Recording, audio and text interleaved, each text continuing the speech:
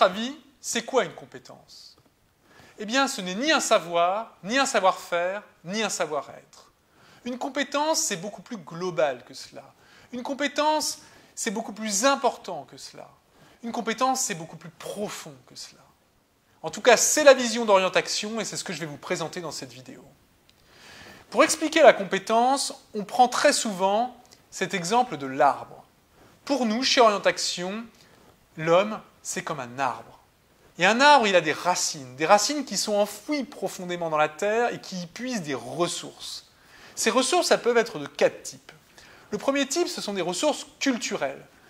La culture que l'on a acquise dans un domaine particulier, ce sont toutes les connaissances que l'on a acquises dans ce domaine.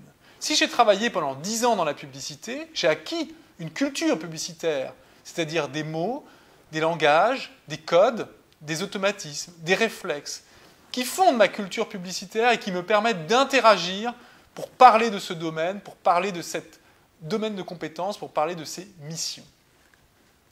Le deuxième type de ressources profondes, ce sont des ressources de type économique. Si j'ai de l'argent sur mon compte en banque, si j'ai de l'argent placé en immobilier, eh bien, ce sont des ressources que je peux mobiliser. Par exemple, il me sera plus facile d'entreprendre une mobilité géographique si je possède un certain nombre de ressources financières qui me permettront de me sécuriser. Mais également une mobilité professionnelle. Il est plus facile de changer d'entreprise, de prendre le risque d'un nouveau challenge professionnel quand on a une sécurité financière que quand on n'en a pas.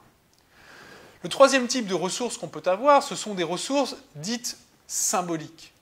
Si j'ai travaillé dans une entreprise qui est connue, si j'ai fait une école qui est connue, eh bien je dispose d'un nombre de ressources symboliques qui sont beaucoup plus fortes que si j'ai travaillé dans une entreprise qui est totalement inconnue ou si j'ai fait une petite école provinciale sans notoriété. Et donc, ressources économiques, ressources culturelles, ressources financières sont autant d'éléments qui participent de ma compétence, qui participent de mon potentiel, qui participent de mes capacités à réaliser certaines choses, certaines actions et à réussir ma carrière professionnelle. Le deuxième étage, c'est le tronc. Le tronc, si on coupe un arbre, on peut y voir la manière dont il a poussé. On peut y lire les tempêtes, les hivers, les étés trop chauds, les hivers trop froids. Toutes les épreuves qu'a traversées un arbre sont inscrites dans son tronc. Eh bien, un homme, de la même façon qu'un arbre, il s'est créé, il s'est forgé dans la difficulté, dans les épreuves, dans les joies aussi, dans les bonheurs. Et tout cela, ça l'a amené à développer une certaine personnalité et à développer certaines ressources. Quelqu'un qui a déjà changé de travail 10 fois dans sa vie, eh bien, on peut imaginer que la 11e fois, il n'aura aucune difficulté à le faire, car il sait gérer ce processus de changement, parce qu'il l'a déjà vécu.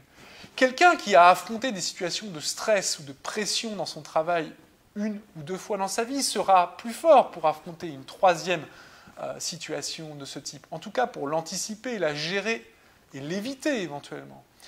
Ce que nous vivons nous forge, nous construit, nous structure.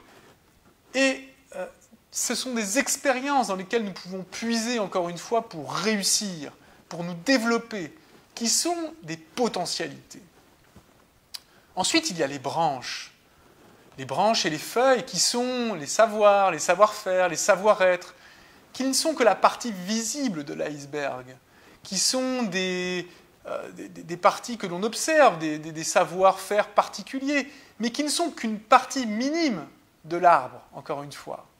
Le savoir-faire correspond à la capacité à réaliser une tâche. Le savoir-être a une attitude, une capacité à sourire, à entrer en relation, à être rigoureux, à être ouvert aux autres. Et puis les savoirs, ce sont des connaissances techniques, des connaissances formelles dans un domaine particulier. Et puis ce qui compte le plus, eh bien, c'est le fruit. Car tout cet arbre, puisant dans ses ressources, puisant dans son expérience, s'épanouissant dans des savoirs, des savoir-faire et des savoir-être, à un moment donné, produit quelque chose. Et ce qu'il produit, c'est un fruit. Et ce fruit, il doit intéresser les autres. Il doit intéresser un recruteur, si je veux être salarié. Il doit intéresser un client, si je veux être créateur d'entreprise. Le fruit, c'est la véritable nature de la compétence, car c'est notre capacité à créer de la valeur et à créer une valeur qui intéresse, une valeur qui a du sens et une utilité pour autrui. Ce que je veux dire par là, c'est que la compétence n'a pas de valeur en elle-même. Elle n'a de valeur que dans son utilité aux autres.